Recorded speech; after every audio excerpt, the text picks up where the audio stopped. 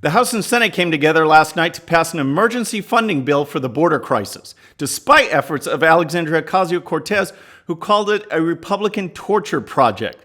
The Supreme Court says no to a citizenship question on the census, at least for now. Meanwhile, the Democrats finished their first debates in Miami, and wow, we'll look at who won, who lost, and everything in between. I'm Bobby Eberle. This is a 13-minute news hour. And God bless the United States of America.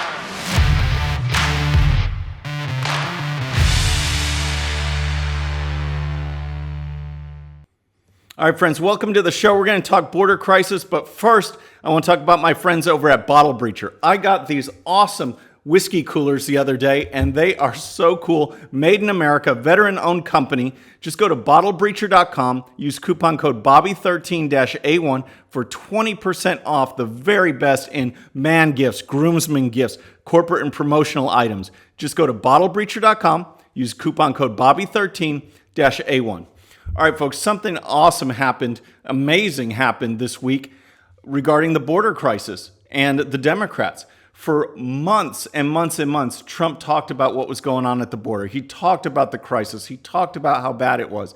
And the Democrats and the media just ignored it. Not only did they ignore the warnings, they said it was fake. They said it was manufactured. On Wednesday, we talked about a Washington Examiner story from Byron York, who pointed out all the Democrats and actually some Republicans who said some things. Here's just an example. We have House Speaker Nancy Pelosi called the situation a fake crisis. Senate Minority Leader Chuck Schumer called it a crisis that does not exist. House Majority Leader Steny Hoyer said there is no crisis at the border. So you kind of get the idea. But that's not just on the Democrat side. You've got the never Trumpers and the establishment Republicans, and here York listed a number of those. Former Representative Joe Scarborough, now with MSNBC, called the situation an imaginary border crisis. Former Bush White House official Nicole Wallace, also with NBC, said there is not a crisis. Of course, Bill Kristol, former editor at Weekly Standard, said the situation was a fake crisis. Okay, well, guess what? Now they're all changing their tune. And the thing is that this crisis was promoted by the left. They are the ones that encouraged people to come. They are the ones that said, flood the system, because they knew what would happen. They knew if the system was overrun, you'd have to release people into the country and tell them, hey, you want an asylum or come back for your court date, come back for your hearing, and people would just disappear. And not only that, but then the asylum process got abused by families coming, so-called families with kids that aren't theirs, criminals coming in. We talked about it before. The caravan in January had 26% of those in the caravan already had run-ins with U.S. law. 26%. But the system is overrun, it's flooded, and now all of a sudden the Democrats want to do something about it. Now they went from a fake crisis, a manufactured crisis, nothing going on, to Alexandria Ocasio-Cortez calling the detention centers concentration camps. So there is a problem. And the Democrats are speaking up now because they see it, and they look at this as an opportunity to blame Trump. Well, this week they finally had some debate. The House passed a measure that was just terrible, but even as bad as it was, Alexandria Ocasio-Cortez and her freshman following voted against it. It went over to the Senate. The Senate said, no way, we're going to pass our own bill. That came back, and Nancy Pelosi felt the pressure. She felt the pressure to get something done. The legislators, the House and Senate, wanted to get something done before the July 4th recess, and they actually voted on it. They voted last night. They came together to pass emergency funding. And here is it's just amazing the things that Alexandria Ocasio-Cortez said as this debate was going on. Check this out. They should not be using a humanitarian crisis as a bargaining chip to make sure that they pursue their little torture project. So a Republican torture project, that's just beyond words right there. But she went on too, when it looked like Nancy Pelosi was going to cave and bring moderate Democrats along, here is what Cortez tweeted. She said, under no circumstances should the House vote for the McConnell-only bill with no negotiation with Democrats. Hell no. That's an abdication of power we should refuse to accept. They will keep hurting kids if we do. So see, it's just nuts what's going on. They did fund a bill So now we can get some relief to these detention centers that are overrun. They're absolutely overrun. So it's no wonder the conditions are getting poorer and poorer as it goes along, and hopefully this will help. Meanwhile, over at the Supreme Court, the Trump administration has wanted a question for the 2020 census on if you are a citizen or not, which to me seems really logical. And if you look at the history of the census questions, the first one I believe began in 1790 with basic questions, white male, 16-year-olds or older or younger, females and slaves. I think that's how it began. But starting in 1820, they actually asked about nationality, origin, are you a citizen, basically naturalized? And that continued from 1820 all the way to 1950. So a citizenship type question is nothing new.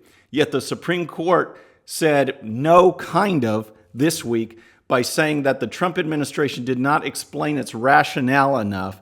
Too much stories came out that maybe Trump was trying to have ulterior motives for the question. So the Supreme Court says, give us a better explanation and we'll see what we can do. The problem is that the administration was saying that basically by July, they need to start printing questionnaires and things like that. So can they get it done? Can the question get on there? It should be on there because our tax dollars go to citizens. Yes, constitutionally, we need to find out who's all in the country, but citizenship matters and they need to work this out.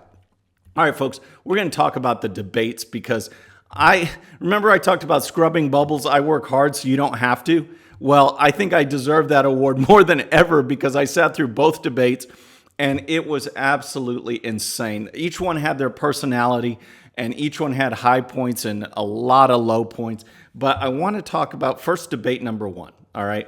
Because that involved Elizabeth Warren, Cory Booker, Beto, and a cast of characters, and it was just bizarre. Here is a clip from Beto when he was asked a direct question on if he favored a 70% tax rate on the wealthy. Check this out.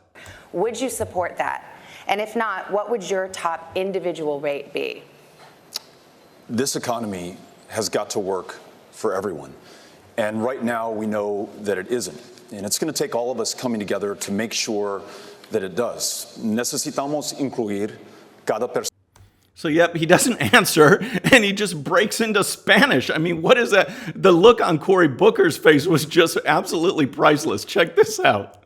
Pero si queremos hacer eso, necesitamos incluir cada persona en nuestra democracia. Cada votante necesitamos. So I think that's the look I'd give him too. But Savannah Guthrie over at NBC gave it one more shot, and here's Beto's non-response.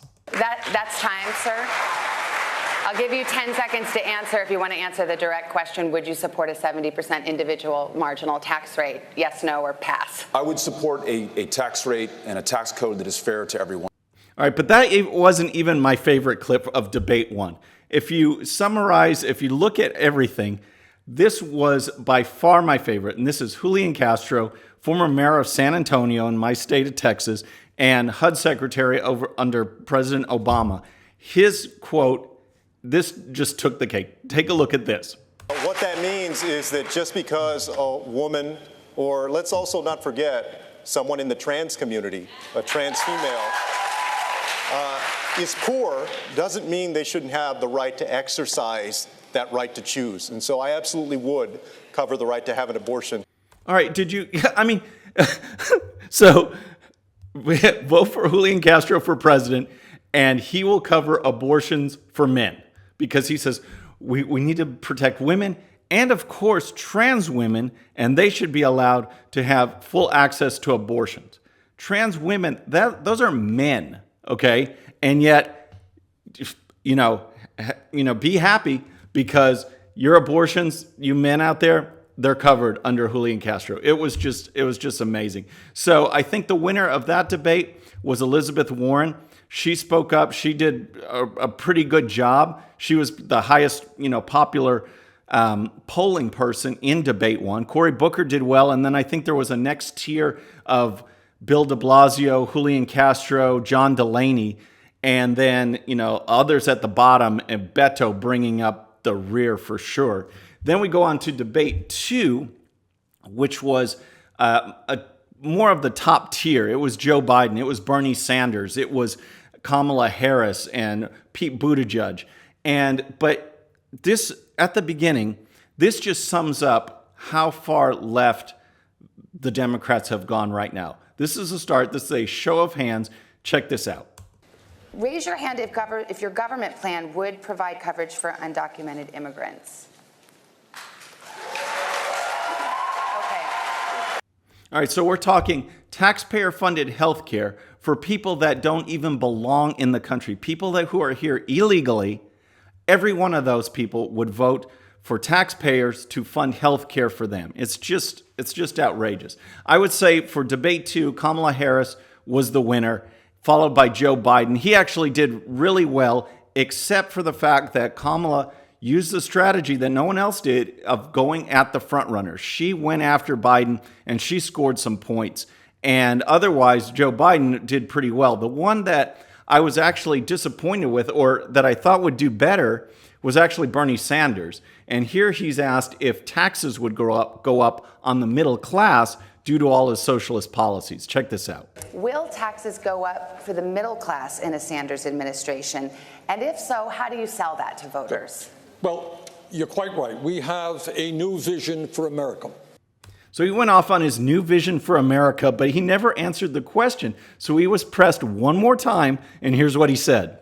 Senator Sanders, I'll give you 10 seconds just to answer the very direct question. Will you raise taxes for the middle class in a Sanders administration? People who have health care under Medicare for All will have no premiums, no deductibles, no co-payments, no out-of-pocket expenses. Yes, they will pay more in taxes. Yep, so forget just taxing the rich. Taxes are going to go up for everybody under Bernie. But what took the cake, the crown jewel of the debates, was Marianne Williamson, an author who's just out in space. She was asked to give her closing, and here's how she started. I have an idea about Donald Trump. Donald Trump is not going to be beaten just by insider politics talk. He's not going to be beaten just by somebody who has plans. He's going to be beaten by somebody who has an idea what this man has done. This man has reached into the psyche of the American people, and he has harnessed fear for political purposes. All right, so Trump reached into the psyche of the American people to harness fear. So how is she going to combat that? What's her policies? Check it out. So, Mr. President, if you're listening, I want you to hear me, please.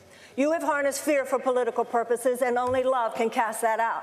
So sir, I have a feeling you know what you're doing. I'm going to harness love for political purposes. I will meet you on that field, and sir, love will win. All you need is love, folks. That's all you need. You're just going to combat this with love. But that sums it up right there. I think if you put all the two debates together, Kamala Harris came out the winner, and Beto was the big loser. He was non-existent, never spoke up, and got hammered when he did. He's done, I think. But folks, that's our show for today. Please subscribe, and when you do, please hit that bell. Have a great weekend. Please leave your comments. Let me know who you think won, and we'll see you on Monday. I'm Bobby Eberle. This is the 13-Minute News Hour.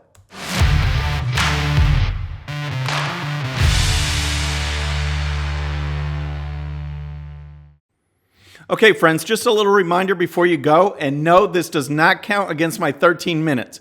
Please hit the subscribe button below and tell your friends. And if you happen to miss our last show, you can check it out right here. And also for great conservative news and commentary, please check out GOPUSA.com. All right, folks, we'll see you on the next show. Have a great day.